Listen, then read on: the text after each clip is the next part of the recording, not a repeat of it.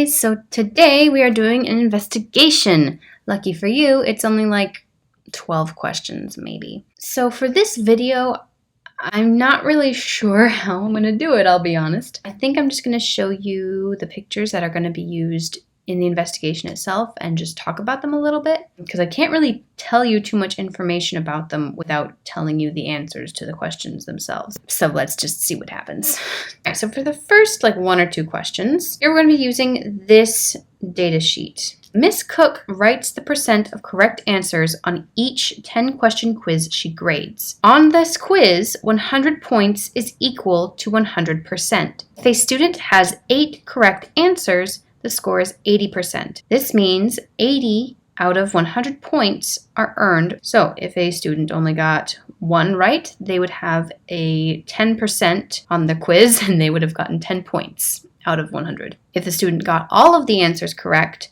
they would have had 10 out of 10 correct. They would have had a 100% on the quiz and they would have gotten 100 points. However, a different teacher, Mr. Cope, does something different. On his tests, he does 20 questions, and this is the table that he uses. If someone only got 1 question correct on this quiz, they would have only gotten 5 points on the quiz, and they would have gotten a 5% grade. If a person got 10 of the questions correct on the quiz, then they would have a 50% on the test quiz, and they would have earned 50 points.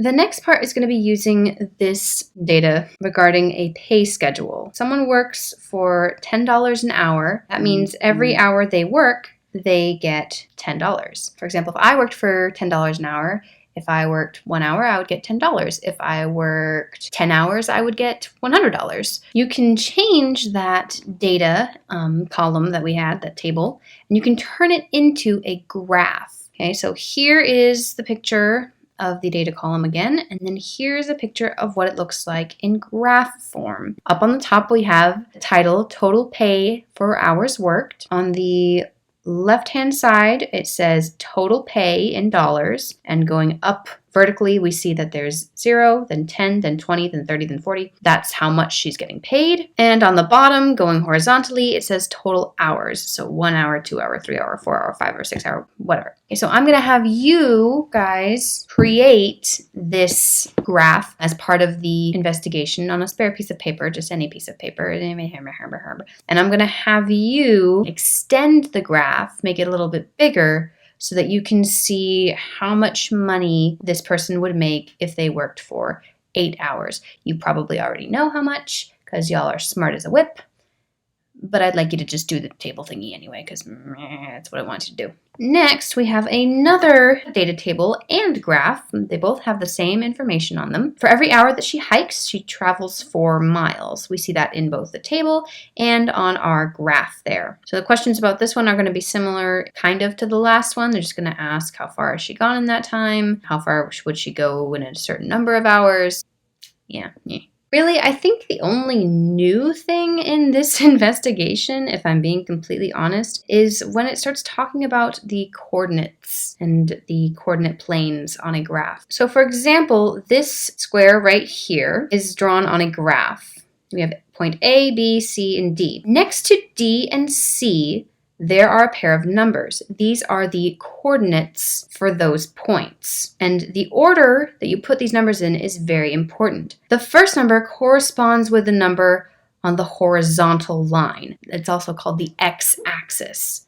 So for example, with point D, the very first number is 1. And it's 1 because if you look down at the horizontal line at the x-axis, point D is on line 1. The second number in that pair is 8. And that's because on the vertical line, which is called the y-axis, point D is on the 8 line. So you have to write it in parentheses. You would put 1 for the x-axis and 8 for the y-axis. Now, when I was a kid, this wasn't confusing necessarily, but a lot of times I mixed up the order of the numbers. I mixed up my x-axis and my y-axis. And a way that I find is easy to remember which one comes first is if you picture yourself where the zeros meet. Just picture yourself right there and pretend like you're walking down a big street with really tall buildings. You want to get somewhere. You want to get to, let's say this time you want to get to point C. If you want to get there, first thing you have to do is you have to walk to that store and then take the elevator up. So for example, with point C, I have to walk to the first store and then I have to go up 3 stories. I have to go up 3 flights of stairs or take an elevator up to the 3rd floor, whatever. That really helped me to think of it, because if I think of it like as a street with stores on it, well, there's no way for me to, fly into the sky and then somehow magically float to the next store. Like, it doesn't work like that. Like, I have to walk along the street and then I have to take the elevator up. I can't take an elevator without going inside the store first. So that might be a little confusing. I hope that helps though, because that imagery that's the thing that helped make it click for me when I was a kid. So yeah, that's what I've got. I really didn't tell you a whole lot. Yeah. So go ahead and try out that investigation. It's all multiple choice questions. You just got to click them. If something doesn't make sense, if something is confusing, please ask me in the comment chat thingy below, and we'll work on it. Okay? All right. Yeah. So I'm gonna go make another video now.